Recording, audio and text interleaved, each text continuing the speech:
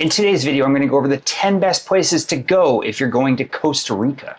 Number 1, Arenal Volcano and La Fortuna. Now, I've been to most of these areas, and Arenal Volcano and La Fortuna are definitely high on my list. When you drive inland to this area, you drive around the lake. It's beautiful, and you have a lot of the zip lining adventures and whatnot up on your left or on your right, whichever way you're coming in. The nickname for this area is Costa Rica's adventure capital. Some of the highlights are you can hike around Arenal Volcano National Park. Other things you can do are rappelling waterfalls, whitewater rafting on Bolsa River, ziplining through the rainforest, and soaking in the natural hot springs around the area. There's a lot of different ones. I actually rented an Airbnb in La Fortuna.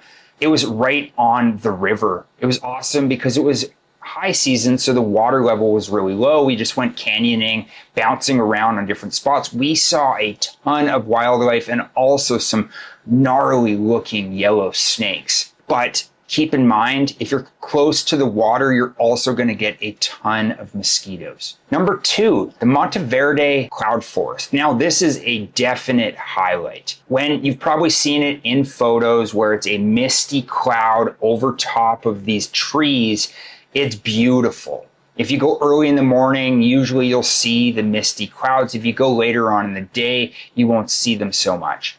Now, Monteverde has one of the longest zip lines in the world, and it is awesome. It goes right over top. Definitely a highlight for Costa Rica. It's one of the longest zip lines in all of Latin America. Some of the highlights here are hanging bridges, canopy tours, and nightlife walks. They sound meh, but trust me, it's awesome. You get to see fireflies and all sorts of different things.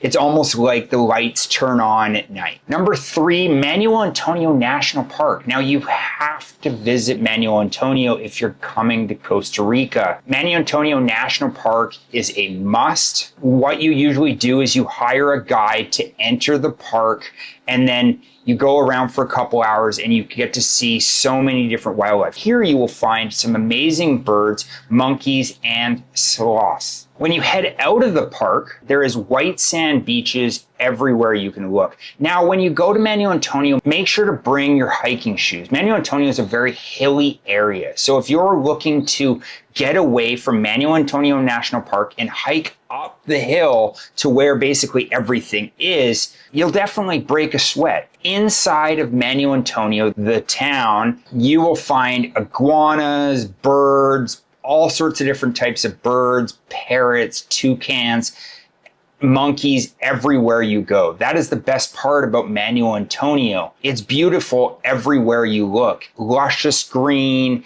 And please go out to the beaches where you'll find that iconic spine to a jungle. It's basically adventure with a beach backdrop. Now, everything in this guide is not in numerical order. I wouldn't suggest that number 1 is number 1 or number 10 is number 10. It's just random order, because now coming to number 4 is Tamarindo and Playa Grande. I used to live in Tamarindo. I lived there for almost a year and a half, and it was awesome. Tamarindo is 8,000 people in low season. It can go up to 25,000 people in high season.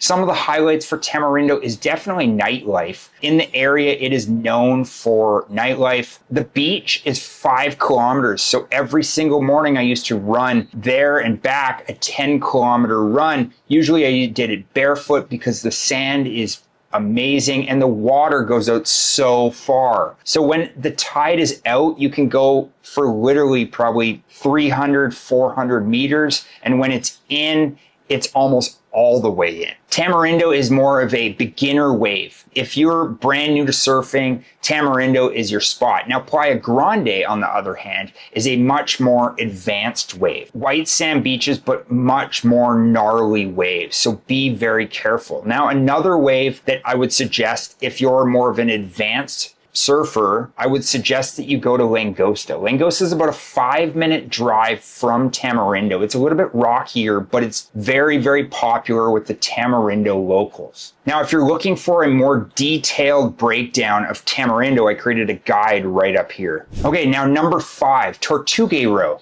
Now say that 5 times fast. Tortuguero National Park. It's nicknamed the Amazon of Costa Rica. In order to get to this park, you're either going to have to fly in or boat in. There's not really a road that gets you to the park. You'll find that throughout Costa Rica for this park and another one up and coming. Here you obviously find kayaking, canoeing through jungle canals. You'll spot caimans and manatees, and turtle nesting season is July to October. Like I said, it's very, very remote, so if you're camping, you're definitely going to rough it out. Okay, so this was Tortuguero, and now the next one is Corcovado. You have to fly in or boat in. It is world renowned for one of the most biodiverse areas in the world. Now, if you're an adventure seeker or you're more of the advanced side, this is perfect for you. There's hardcore jungle treks where you'll literally need a machete to get through things. Here you'll spot jaguars and other large animals, and you can go whale watching in Drake Bay. And trust me, if you are really into adventure, please go to Corcovado. It's also one of the most popular areas in Costa Rica for snorkeling and scuba diving at Caño Island. Since it's also very, very remote, get used to roughing it while camping.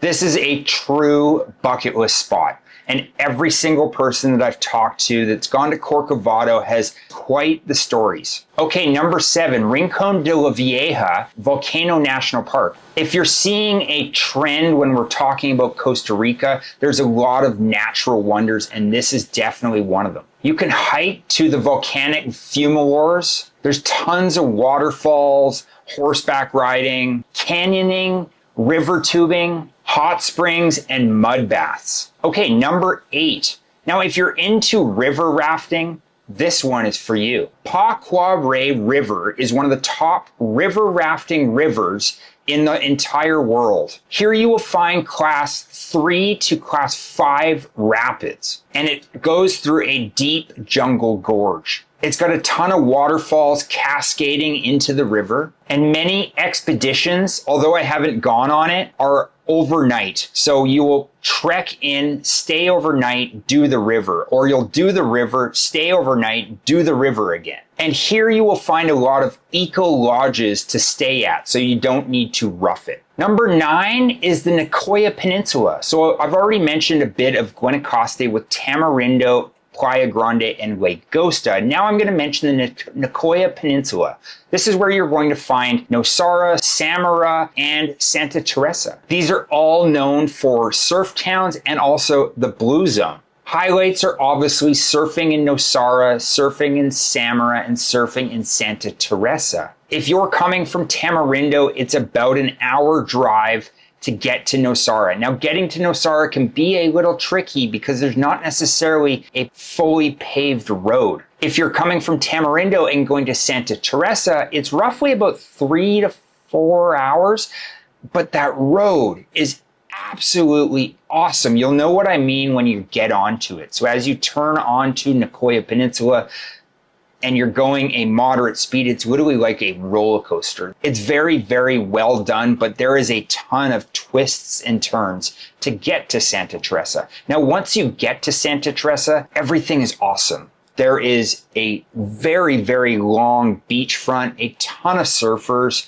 and everything is just amplified. There's a ton of greenery. You definitely don't feel like you're in an area like Playa Grande or Tamarindo. You'll know what I mean when you get there. Along these areas, Nosara and Santa Teresa are known for yoga retreats, wellness, ATV jungle tours, and horseback riding along the beaches. So rounding off at number 10 isn't something you're going to find on a lot of other people's guides. I have mentioned this in a similar video. Almost everybody that has gone and done this waterfall has said to me how awesome it is. This brings me to La Leona Waterfall. So La Leona, you can hire a guide, and if you go in low season, the water is relatively lower. You can hike up the river through waterfalls and end up at La Leona.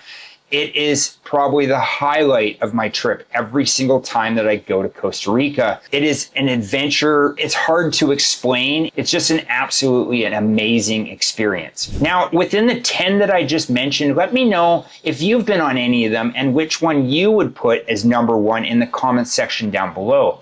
Please subscribe and check out my other guides. Thank you for tuning in.